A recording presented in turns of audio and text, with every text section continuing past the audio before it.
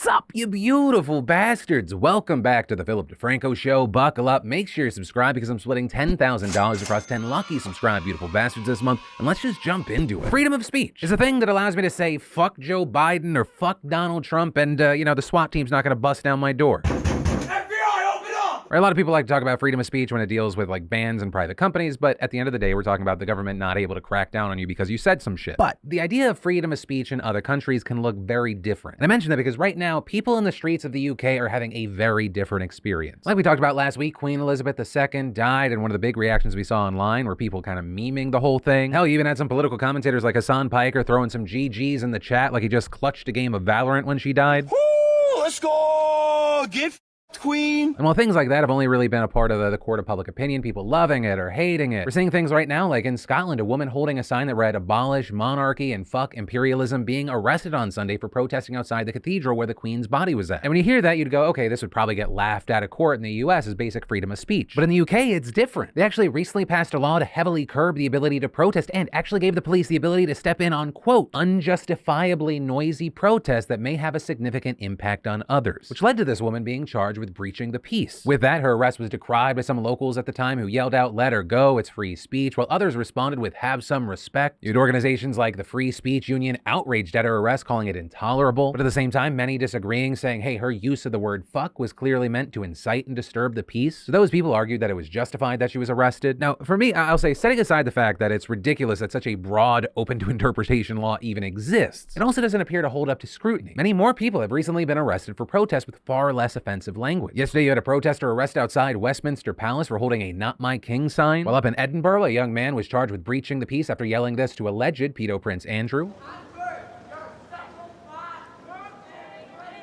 With that being the most that he could get out before being dragged away from a parade barrier. In Oxford, author and activist Simon Hill was arrested for, you guessed it, breaching the peace. In his case, Hill shouted who elected him after the proclamation declared Charles King was read out, with him clarifying that asking that question wasn't meant to disrespect the late Queen, as many people felt otherwise about his outburst. But all of this has led to questions about how broad this law is, as apparently the barrier for arrest is if someone could be offended, in which case nearly any opinion would apply. And while people argue about this, we're likely going to see even more protests and arrests for questioning the monarchy's legitimacy. And so with this, we're seeing a group called Republic, which calls for a Republican government planning to engage in protests during Charles's coronation, although they're trying to work with local authorities to avoid arrests. And here's the thing, I understand that all countries are different places with different rules, but not as an American, but as a human being, I think we need to understand that freedom of speech is not something that should be gifted by the government. This is something you should just have. Your words can, will, and should have consequences when you're dealing with other citizens and private companies and such, but as long as your words aren't inciting violence or it's like yelling fire in a crowded movie theater where all of a sudden people could actually get hurt, the government shouldn't crack down on you. So that's why, regardless of what my actual opinion is, I feel inclined to say here, fuck King Charles and fuck the monarchy. We got leaked documents, people. We now know that Instagram is dying. Specifically here, I'm talking about Reels. Turns out the Instagram model of copy and pasting another social platform on your own, not working for them this time. Because according to a now leaked internal document from Meta titled Creators and Reels State of the Union 2022, people just don't care about or use them. As far as the specifics, the leaked doc was internally published back in August and revealed that compared to the previous 4 weeks, Reels engagement had fallen by 13.6% and that, quote, most Reels users have no engagement whatsoever. And it appears that there are a few reasons for this. It appears that short form content is more popular with younger people and those people prefer their competitors like TikTok. Also, it appears another big reason is that Instagram is struggling to recruit creators, with many not embracing Reels, and this could be because creators don't feel incentivized to work with Reels, which they've tried to fix, right? Meta has set aside a $1 billion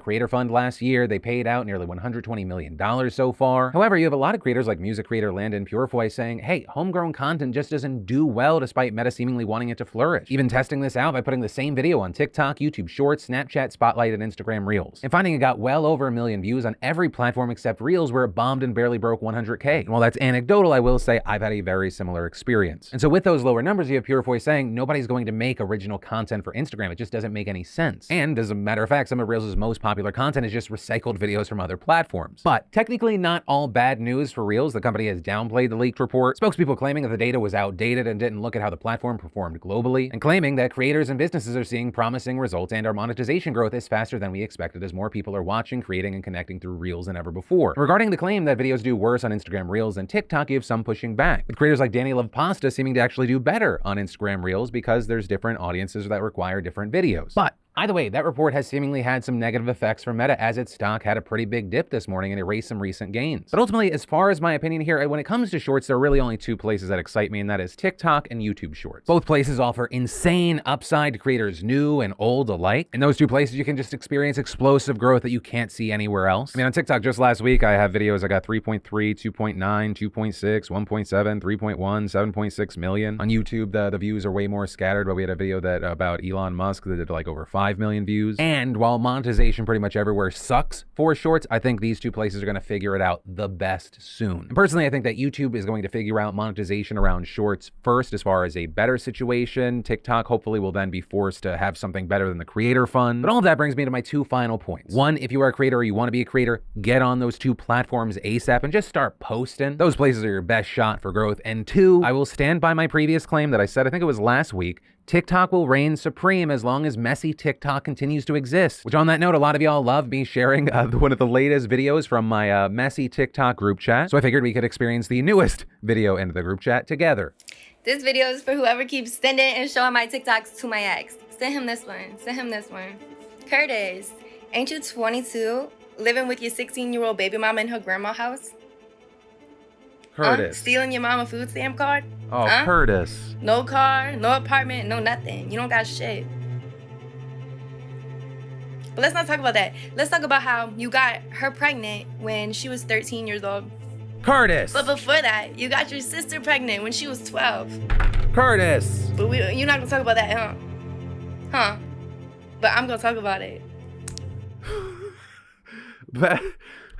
Stressful day. How is this app free? TikTok is the undefeated king of online messiness. I don't know who that lady is. I don't know Curtis. I don't know if anything she said is true. But TikTok has allowed the messiest and most complicated people in our friend groups to now just have bigger friend groups. Anyway, let's do a new poll. What platforms do you actively use? Let's say top two. The majority of account hacking nowadays happens via credential stuffing, where you use your usual email address and password on a website that wasn't maintained, it gets compromised, and now there's a chance that your username and password can end up on the deep web or hacker forums alongside thousands of other users' credentials, which is also why I'd like to talk about the partner and sponsor of today's show, NordVPN, or more directly, nordvpn.com/Phil. Or when hackers get your information, they can take over your username and password and attempt to get into other websites like Facebook, Amazon, Netflix, and more. Like we've talked about in the past, if you use the same password for all these websites, they might succeed and get into more of your accounts. When you use NordVPN, they can alert you if this happens when you turn on Dark Web Monitor. And you need to be sure to use a password manager like NordPass to generate strong, unique passwords and always have them at hand without actually having to remember them. So get protected and head on over to nordvpn.com/Phil to get a huge discount off a 2-year plan plus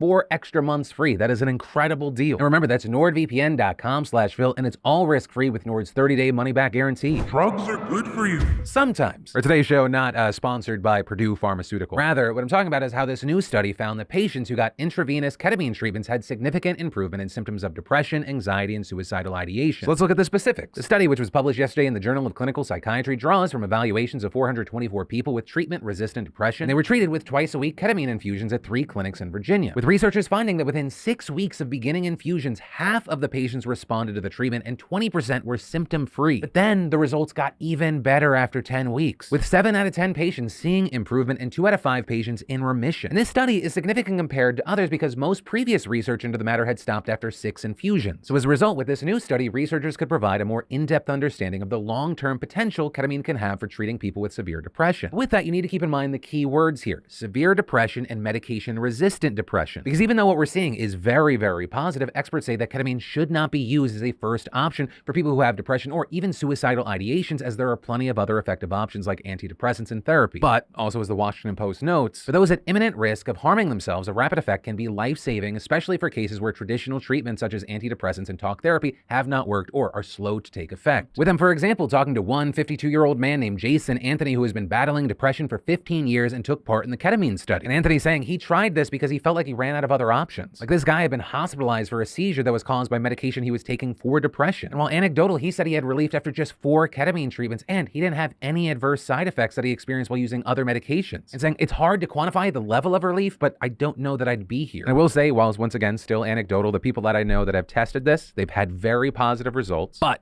even with that, experts have noted some shortfalls. For example, with this study specifically, it was not a blind study with a control group, and the researchers themselves also noted they did not have a system to track side effects or adverse events like drug abuse. When it comes to being confident with the science, you have to do things a certain way. With the director of the Yale Depression Research Program going even further, saying, hey, there are other red flags, noting that it doesn't mention race or ethnicity, gives little information about patients' baselines, and only included those who were able to shell out $500 per session out of pocket because insurance doesn't cover this type of experimental ketamine use. And that last part is very significant because the cost is a major barrier to get a full scope of data from a diverse population. Though also notably here, researchers did say that the type of ketamine infusions that they used is cheaper than the ketamine-derived nasal spray approved by the FDA for treatment-resistant depression, which means that this option could result in some savings if it is eventually covered by insurance. But there, you should also kind of measure your expectation. It will likely be a while before insurers widely cover ketamine treatment. But ultimately, that is where we are with this right now, and I think, there's a little bit of a road ahead. We need more studies, specifically blind studies with a control group. Also make it so that people aren't fucking paying. And that's because in addition to you needing to have the accurate data, the better the study, the easier it's going to be to normalize this. The easier it'll be to push for more government approvals and better healthcare coverage. Oh, Lindsay. The point I'm trying to make is I've been consistent. I think states should decide the issue of marriage and states should decide the issue of abortion. Later. I think we should have a law at the federal level that would say after 15 weeks, no abortion on demand, except in cases of rape, incest, to save the life of the mother. Is about states' rights. Just kidding. So that first clip is Senator Lindsey Graham saying abortion should be left to the states. Also, just so you're not confused, that's not like from years ago, right? People can change. That first clip was from last month. And that second clip, just showing that he's full of shit, came from a press briefing this afternoon. I love it. I've always been consistent in my inconsistency. But as far as the details in this briefing, you had Graham arguing that the bill is necessary because by 15 weeks, the fetus's nerve endings are fairly developed and thus it can feel pain, with him noting that many European nations have similar limits and that with Roe overturned, the US should set its own nationwide standard. And very notably here, under that standard, states that have bans that are even more restrictive than 15 weeks would still get to keep those in place. Right? This is Graham trying to set an at least baseline nationally and targeting blue and purple states that still have their own laws protecting access. This is massively significant for a few reasons. Firstly, it's been described as the most prominent effort by Republicans to restrict the procedure since the Supreme Court overturned Roe v. Wade in June. And second, while 15 weeks is less severe than some of the bans that we've seen since the Supreme Court scrapped Roe, historically, it is more restrictive than abortion limits for the last 50 years. Now, with all this, here's one of the key things. While most people do get abortions earlier in pregnancy, you have experts saying that 15-week and 20-week abortion bans disproportionately impact patients with fetal anomalies. And that's because they're usually only detected on a 20-week anatomy scan. And so as a result, Graham's proposal would ban abortion access for many who need it most and before the fetus is even viable. Which also, on that note, another reason this bill is very significant is because of the title, where you have Graham referring to abortions after 15 weeks as late-term abortions, a term that is not a medical term and historically has been used for pregnancies 20 weeks or later, which is why you have opponents saying that Graham is using this as an opportunity to move the goalposts, especially because Graham specifically has repeatedly proposed bills in the past that would ban abortion after 20 weeks. But with all of that, this is largely being seen as a kind of political move, because you even have Graham acknowledging right now that Democrats are likely to block this from even going to the floor, which in fact they've already vowed to do. But he did add, If we take back the House and the Senate, I can assure you we'll have a vote on our bill. right, so this is a transparent push for the midterm. But also with that, it marks a massive public reversal from the party line established just a few weeks ago when Republicans, including Senate Minority Leader Mitch McConnell, indicated they would not pursue a national abortion ban. And so with that, I will say it'll be interesting to see how this plays out, right? Many Republicans have recently begun trying to distance themselves from the topic of abortion, especially after seeing how much it's been a mobilizer for Democrats. Or for example, last month, voters in deeply red Kansas overwhelmingly rejected an anti-abortion referendum that would have allowed state lawmakers to regulate abortion. And just last week, South Carolina Republicans failed in their attempt to implement a near total abortion ban in the state. But ultimately, that is where we are with this story right now. It's going to be very interesting to see what sort of reactions and fallout we see from this, and I'll start with you.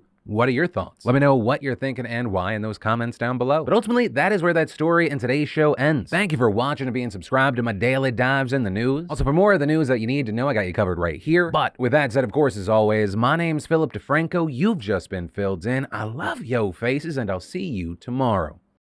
1 second. It knows when I'm coming. He stops. Please, know that you're gonna die. Know that it's over. You just don't know that you're dead yet. That fucking cricket.